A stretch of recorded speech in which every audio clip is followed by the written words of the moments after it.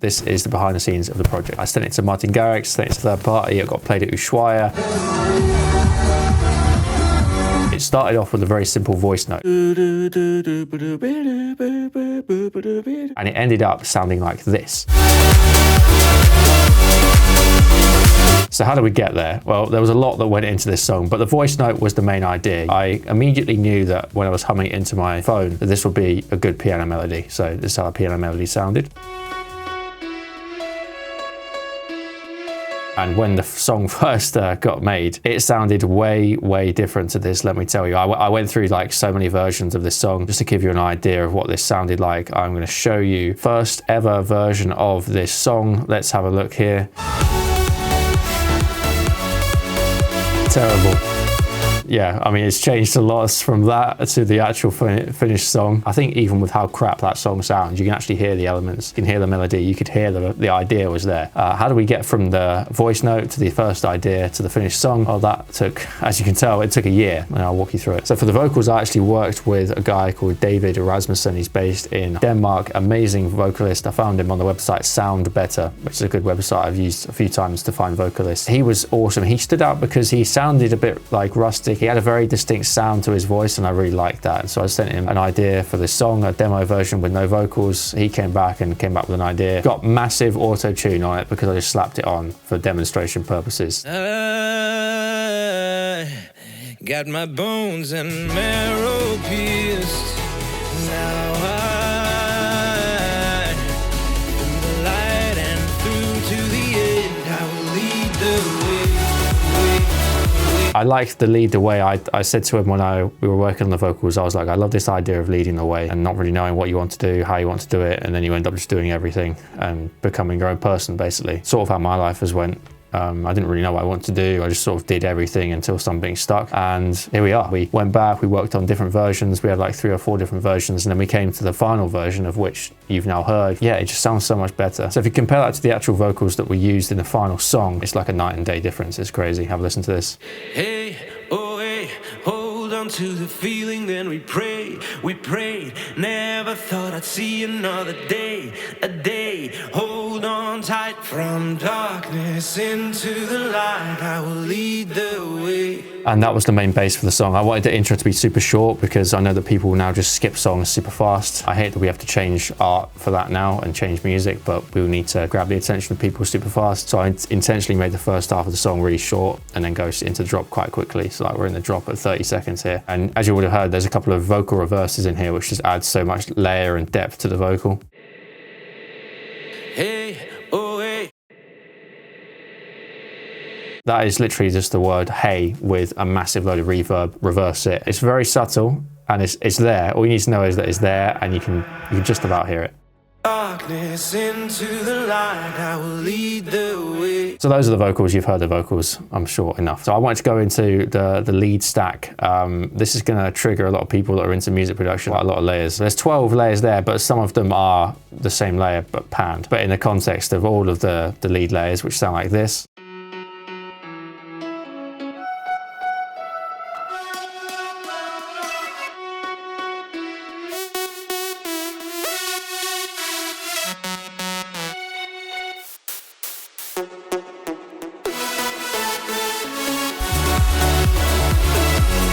There's a lot going on, and I probably didn't need that much in there, but it works in context of the song. One interesting thing with the chords is that I changed them quite a lot, and I also changed the bass line several times in this song. And I ended up just going back to what I originally had, which was these for the chords.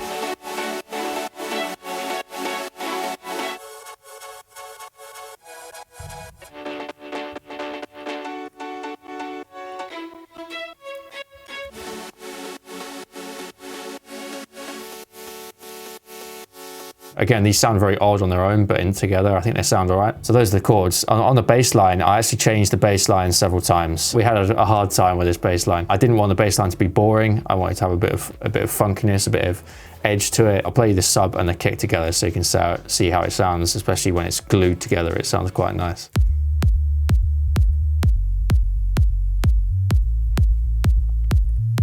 This one, I literally created a curve on the kick and then reversed it, so flipped it. You see here, it starts at the top, so it helps it come through. On the sub bass, I pasted it and reversed it, so when the kick is happening here, no sub bass here. So you can hear it's like a pumping. When you listen to this, it sounds like you're hearing it from another room or you're outside a venue. And in context with the other bass, it sounds good.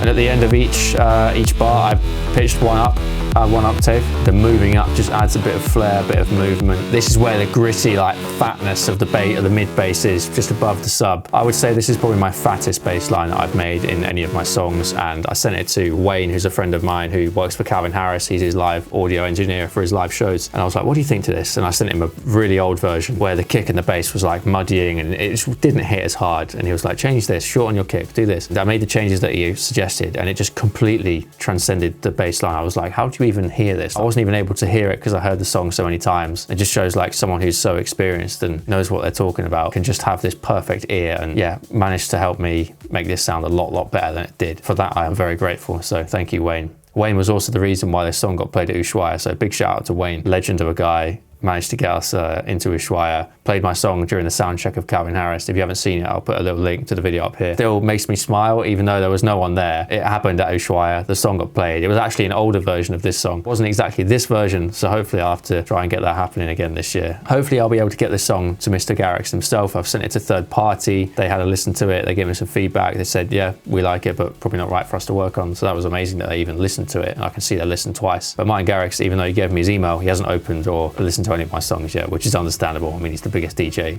probably in the world right now. Yeah, I get it. One day I'll be able to get my songs to him. I even gave him a USB once at Ushuaia. There you go. That's a story for another time. I always structure my songs like this. Down here I have all of the big noises that you hear in the high end, the claps, the hits, the rises, all the effects and everything is down here, so you can have a listen to what it sounds like without any music. This is what the song sounds like.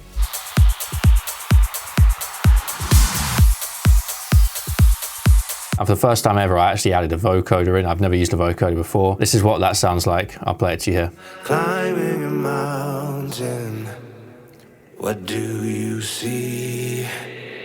Hey, oh hey, hold on to the feeling, then we pray, we pray. So I linked the chords here that I had in the actual chord section of the song. This is what the piano plays. I linked that to the vocal, which is the main vocal of David's here. And then before the final drop, we actually have a break, and this is one of my favorite parts of the song. Take away the kick, take away the claps, take away all the noise.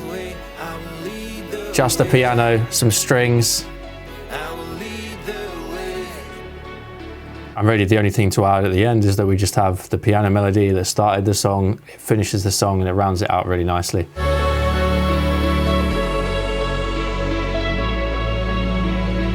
The other thing I forgot about, which I haven't mentioned, is this pluck here.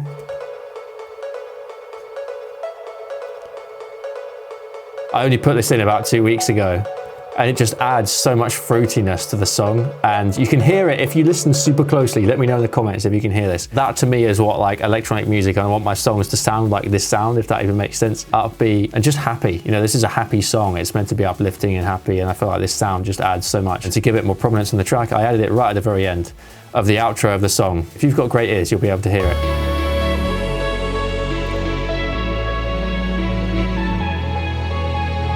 That honestly, I try and make this with every single one of my songs. I don't know if anyone notices. If we have a nice outro, it leaves you in a good mood. Just have a listen to how this song sounds with the reverb tail at the end.